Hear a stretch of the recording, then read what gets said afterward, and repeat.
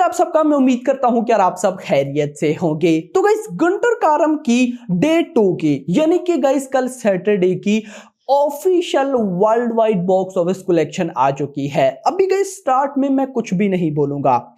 Makers के numbers आपके सामने हैं 127 करोड़। अभी मैं आपको ट्रेड के नंबर्स बताऊंगा, उसके बाद सारी बातें हम करेंगे कि क्या सीन हो रहा है एटसेट्रा एटसेट्रा एटसेट्रा। लेकिन उससे पहले अगर आपने अभी तक वीडियो को लाइक नहीं किया तो वीडियो को लाइक कर दे, जल्दी से चैनल को सब्सक्राइब कर ले ताकि ऐसी अपडेटेड वीडियोस आपको मिलती रहे। तो गाइस गुंटर कारम की सबसे पहले डे 1 के अंदर जो ऑफिशियल नेट कलेक्शन हुई वो हुई 41.30 करोड़ रुपए, यानी कि 41 करोड़ 41.30 करोड़। फिर उसके बाद डे 2 यानी कि कल सैटरडे के अंदर जो ऑफिशियल नेट कलेक्शन हुई अकॉर्डिंग टू ट्रेड के अकॉर्डिंग वो हुई 13.55 करोड़, यानी कि ये डिप बनता है -67% का।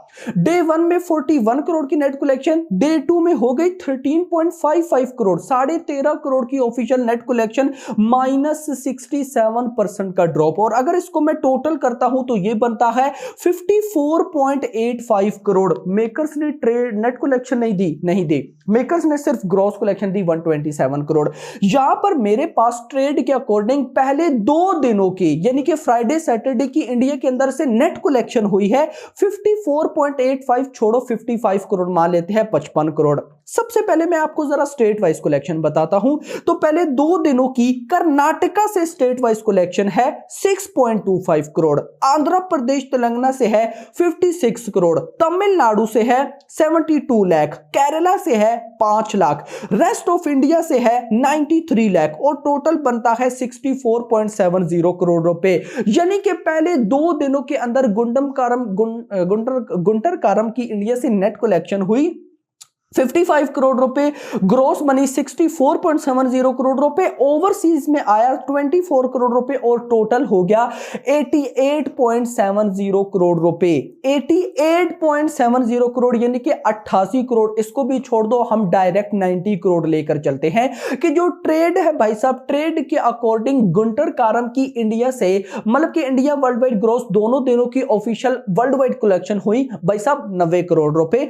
और मेकर्स की हुई है भाई साहब 127 करोड़। यार अलग लेवल पर ये चल रहे हैं, यानी कि लगभग मेकर से ये 30-40 करोड़ रुपए ऊपर है। देखो कहीं ना कहीं अभी जो लास्ट बिगेस्ट क्लैश था सालार वर्सेस डंकी का, सालार की भी बॉक्स ऑफिस कलेक्शन मेकर से ज्यादा है, डंकी की भी बॉक्स ऑफिस कलेक्शन मेकर से ज्यादा है। लेकिन उन दोनों की बॉक्स ऑफिस कलेक्शन में एक चीज कॉमन थी कि स्टार्टिंग में उनकी कलेक्शन मेकर्स और ट्रेड दोनों की सेम थी। जब 5 दिन 10 दिन 20 दिन गुजर गए, 20 दिन तो नहीं 5-10 दिन 15 दिन गुजर गए, उसके बाद ट्रेड के नंबर्स में और मेकर्स के नंबर्स में डिफरेंस आना स्टार्ट हुआ। और नॉर्मली यही होता है।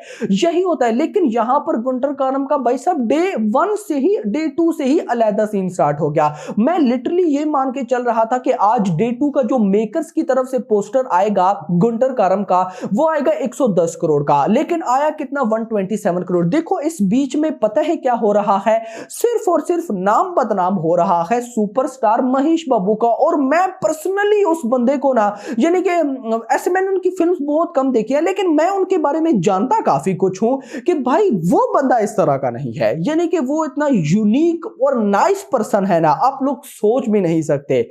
यस मेरा भाई, यानी कि वो एक अलग ही लेवल है उस बंदे का। तो वो बंदा ऐसा करने का मुझे नहीं लगता कि सोच भी सकता है, लेकिन मेकर्स भाई ऐसा करके मैं कहता हूं सुपरस्टार महेश बाबू का ही नाम बदनाम कर रहे हैं। ऑफ कोर्स किसी और मैं अगर आप में से अभी भी बहुत से लोगों से पूछूं कि भाई साहब गुंटर कारम के डायरेक्टर का क्या नाम है, तो आप में से 50% को पता होगा, 50% को नहीं पता होगा, त्रिविक्रम साहब। लेकिन अगर मैं पूछूं कि भाई लीड हीरो कौन है, सारे बोलेंगे सुपरस्टार महेश बाबू, ये वो जिनकी अगली फिल्म एसएस राजा मौलिक, सब कुछ आप जानते होंगे। तो दैट्स व्हाई नाम किसका बनाम होता है कि यार गुंटर कारम सुपरस्टार महेश बाबू की फिल्म थी जिसकी कलेक्शन फेक आई है वो। इसके बारे में मैं अब और क्या ही बोल सकता हूं, लेकिन मेरे अकॉर्डिंग भाई साहब ये कुछ ज्यादा ही हो रहा है। यानी कि सालार के टाइम भी हमने देखा, डंकी के टाइम भी हमने देखा, लेकिन यहां पर कुछ अलग ही ये सेम पता है क्या हो रहा है।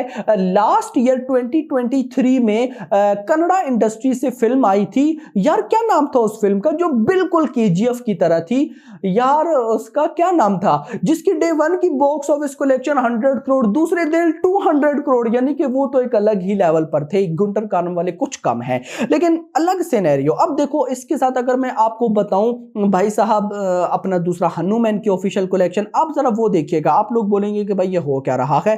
भाई डे 1 में अंदर मतलब कि पहले दो जो डे 0 था पेड प्रीव्यूज थे, उससे ऑफिशियल कलेक्शन 4.15 थी। डे 1 के अंदर ऑफिशियल कलेक्शन 8 करोड़। डे 2 के अंदर यानी कि कल भाई साहब सैटरडे के अंदर इस फिल्म की तेलुगु से ऑफिशियल नेट कलेक्शन हुई 8.41 करोड़, हिंदी से हुई 3.9 करोड़, तमिल से हुई 6 लाख, कन्नड़ा से हुई 6 लाख, मलयालम से हुई 2 लाख, टोटल बना 12.45। यानी कि गुंटर कारम की डे 2 पे ऑफिशियल नेट कलेक्शन 13.5 करोड़ रुपए है और हनुमान की ऑफिशियल कलेक्शन 12.5 करोड़। 1 करोड़ का डिफरेंस है, लेकिन मेरी नजर में हनुमान ज्यादा है। रीजन क्या है कि भाई यहां पर कोई स्टार पावर नहीं है, वहां पर स्टार पावर है। लेकिन आपको यहां से एक आइडिया हो जाना चाहिए कि कंटेंट इज किंग। आज के टाइम पे अगर आपका कंटेंट बाप लेवल है तो मैटर नहीं करता कौन स्टार है कौन नहीं, फिल्म ऑलरेडी मतलब ब्लॉकबस्टर हो जाती है और होनी भी चाहिए। वही सीन नजर आ रहा है। तो मैं यहां पर सिंपल यही बोलूंगा कि भाई सुपरस्टार महेश बाबू का जो है ना लेवल,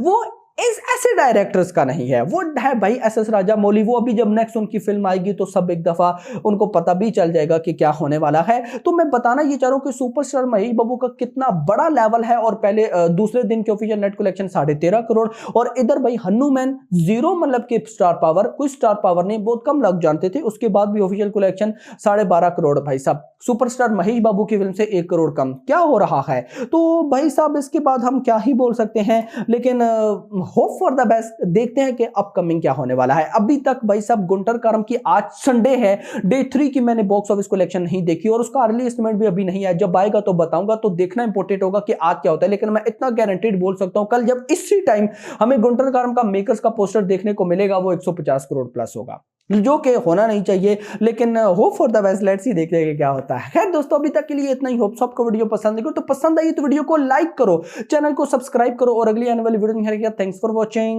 లంజకులు ఉంటారు కొంతమంది లంజడుకులు, అలా కూడా చెప్తున్నా.